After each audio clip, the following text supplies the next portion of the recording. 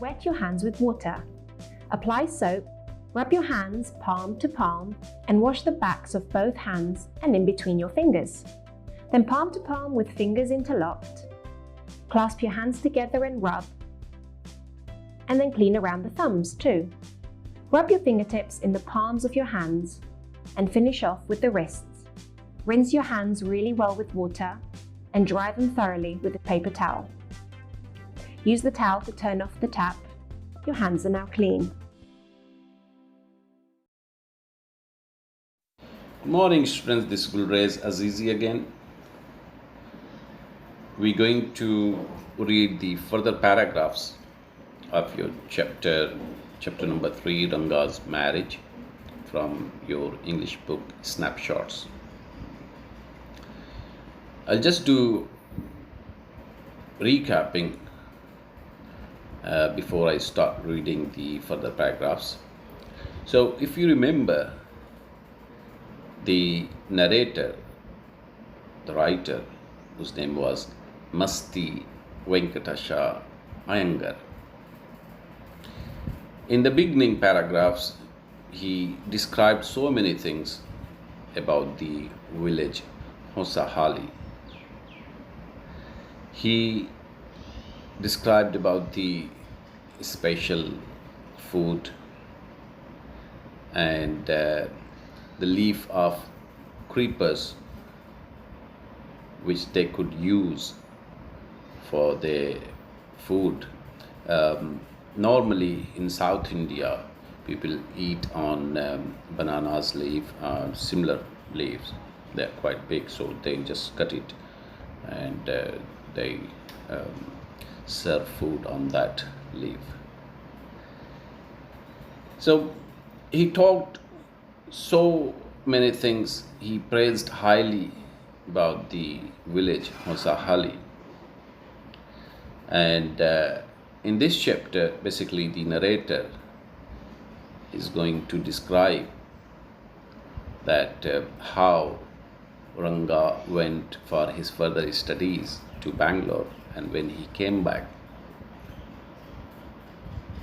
all the villagers came to see him. And Ranga's character was so nice, the narrator decided to get him married with a niece of Ramarao. So I'll just do the reading first. I'm going to start from the page number 18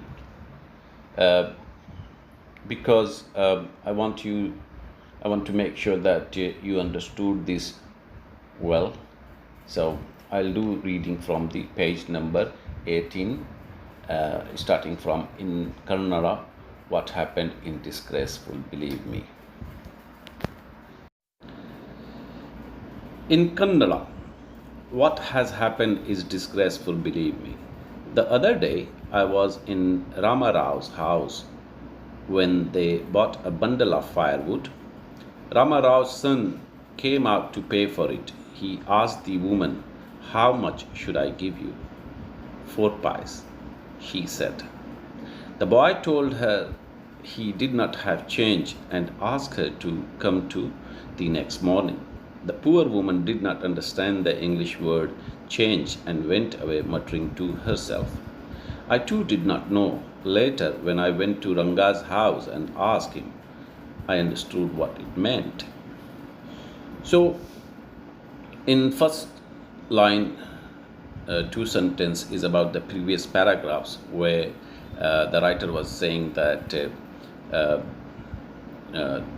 in past days, 10 years ago, there was not many people speaking English, and nobody studied English.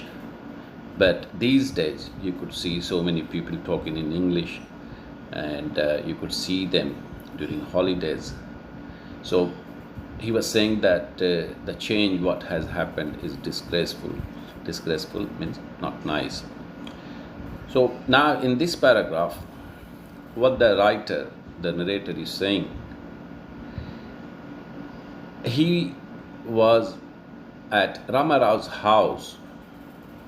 That's one person, Ramarao, and they bought a bundle of firewood.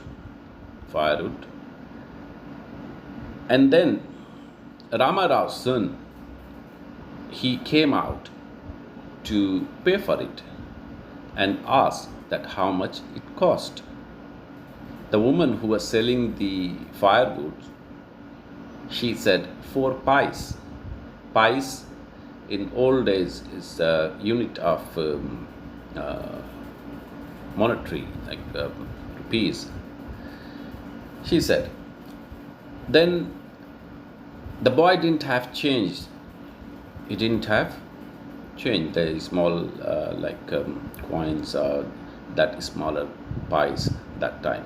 So what he did, he asked the woman to come next day, next morning. And the poor woman did not understand this English word pies, change.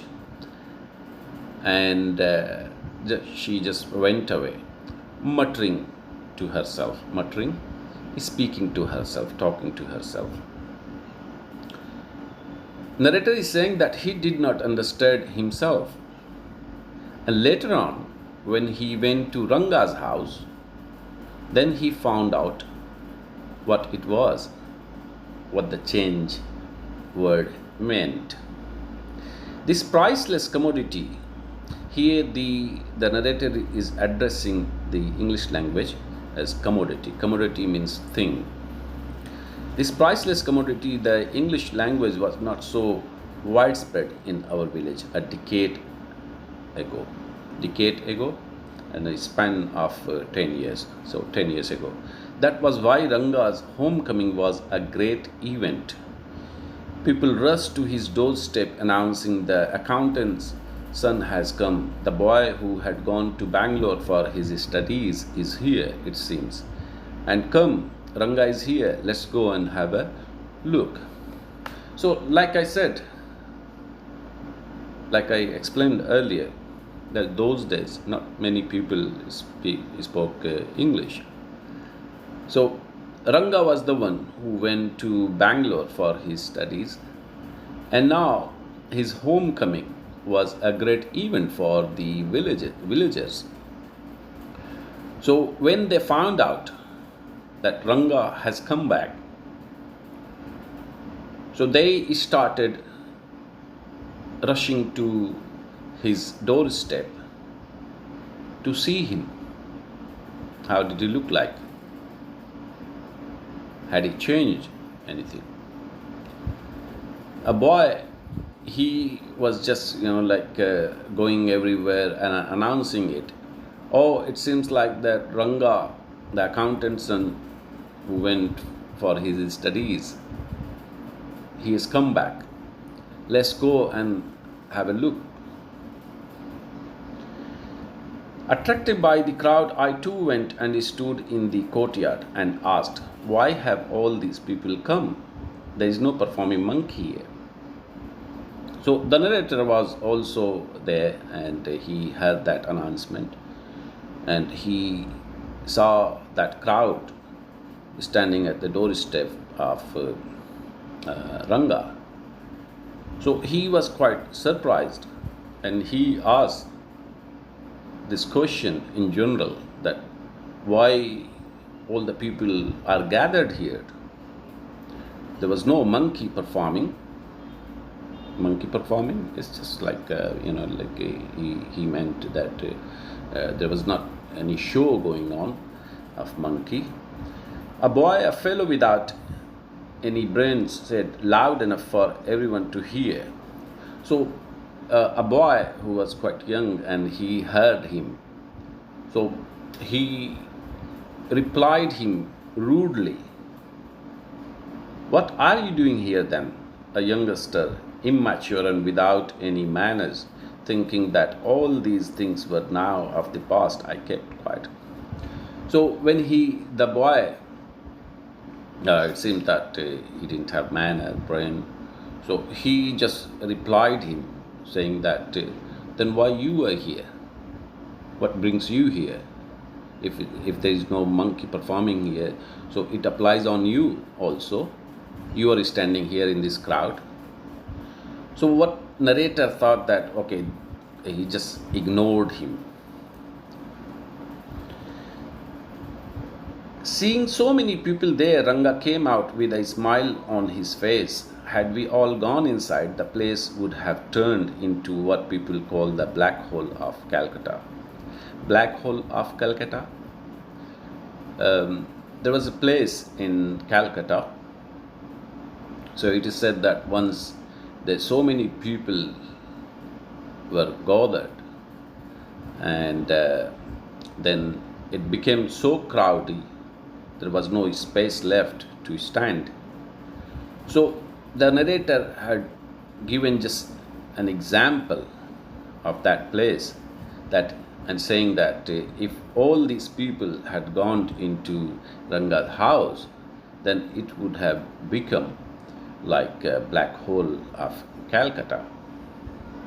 Thank God it did not. Everyone was surprised to see that Ranga was the same as he had been 6 months ago.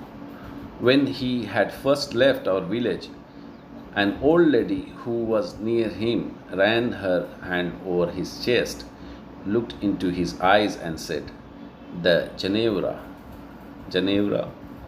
is a thread, is like a garland of thread. The people, the Brahmin people, they wear.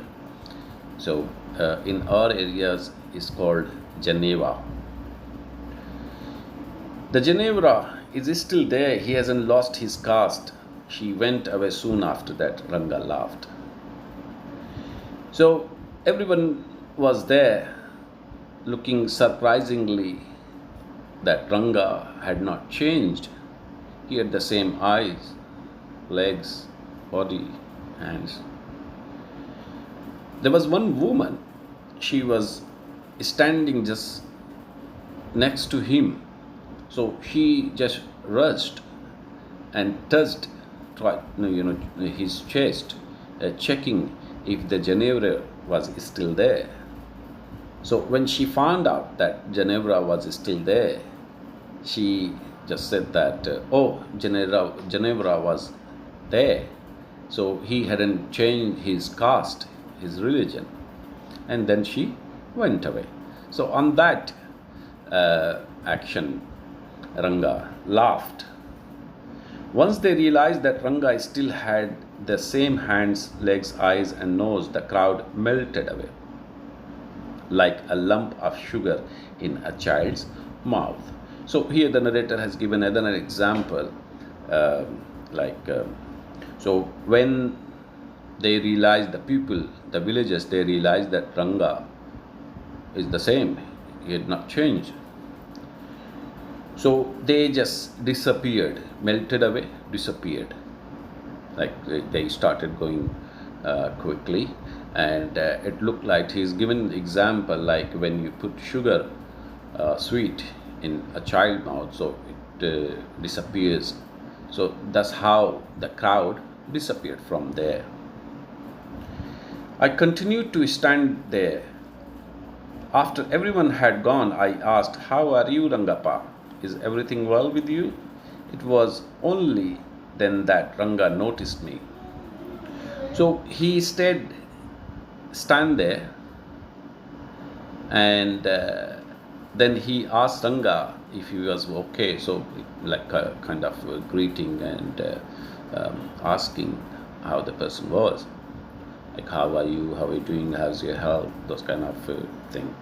So the narrator asked these questions to Ranga, and he's saying that then only Ranga noticed him, that the narrator was there. He came near me and did a namaskara respectfully, saying, "I'm all right with your blessings." So Ranga greeted the narrator respectfully, and he did namaskara and also replied that he was all well with his blessings. I must draw your attention to this aspect of Ranga's character.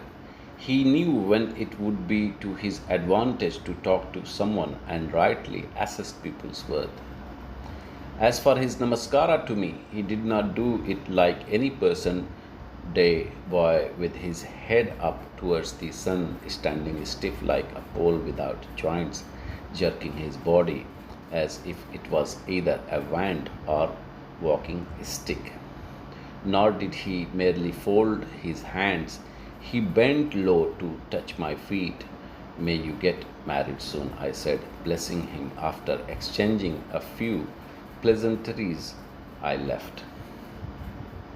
So, what the narrator is saying that he must draw the reader's attention that about the Ranga's character. What he's saying that Ranga knew it quite well when he talked to someone. He assessed people's worth, means how important the people were for him, and the way he did namaskara. The narrator explained it that it wasn't like the people, especially boy, do these days. They stand putting their head straight towards the sun and standing stiff like a pole, stiff like hardness, standing hardness that straight their body and just like pole without joints. So he's just giving example and jerking their bodies as if it was either a wand. Wand is a stick which magician use to do magic, or a walking stick. He did not merely fold his hands. What he did, he bent low and he touched the narrator feet. So what the narrator did in reply, he blessed him, and he said that get married soon. So that was his blessing, that was the narrator's blessing. And after exchanging, after saying to each other some pleasantries, some nice words, sentences, the narrator left from there. That afternoon, when I was resting, Ranga came to my house with a couple of oranges in his hand. So now the narrator is describing another scene, another time. It was afternoon when he was resting. So Ranga visited him. He was having a couple of oranges in his hand. A generous, considerate fellow, it would be a fine thing to have him marry, settle down, and be of service to society, I thought. So, looking at him, he thought that Ranga was an ideal person, a generous person, and considerate fellow. Considerate fellow means like you could consider him generous, nice, and good person. So he thought that it would be great to get him marry and settle down. He would be service to the society, because obviously when people are good, they do their duties. That's a contribution to the society. That's what the narrator thought. For a while we talked about this and that. Then I came to the point. Rangappa, when do you plan to get married? So for some time they talked about different things, and then the narrator asked this question. He just he came on the main point what he was thinking. So he asked Rangappa, when did he plan to get married? So on that, Ranga replied, I'm not going to get married now, he said. Why not? So Ranga said that he was not going to get married soon. And the narrator was quite surprised on his answer. So he said, why not? I need to find the right girl. I know an officer who got married only 6 months ago. He is about 30 and his wife is 25. I'm old. They will be able to talk lovingly to each other. So, to satisfy his answer, the reason, he gave an example of an officer who got married only 6 months ago. And he was saying that when they got married, the officer's age was 30 and his wife was 25. And now he is referring to himself that I am old. They will be able to talk lovingly to each other. Let's say I married a very young girl. She may take my words spoken in love as words spoken in anger. So what the narrator is trying to say here, it seems like that obviously we also know that in some part of India, people marry at the age of like I would say teenagers, when they are teenagers, 11, 12 years old. So they used to marry at that age. So this is what the Ranga is saying, that suppose if he gets married with a very young girl, so she would not be able to understand what Ranga was trying to say. She might take his spoken in love, something he spoke in love, but she might understood it wrong and she might take it in anger. Recently, a troupe in Bangalore staged the play Shakuntala. So now he gave another example, saying that there was a troupe. Troupe means a group of performers who played on stage, performed something like a play or music or those kind of thing. So recently a troupe in Bangalore, so he was referring to a troupe which played Shakuntala. Shakuntala, you must have heard about Shakuntala and Kalidas. So Shakuntala, Dushyant, Kalidas. There was a play in Bangalore and the troupe performed that play. So he was referring to that, he was giving example of that play. So what he's saying, there is no question of Dushyant falling in love with Shakuntala if she were young, like the present day brides. Is there? So what Ranga is trying to say, if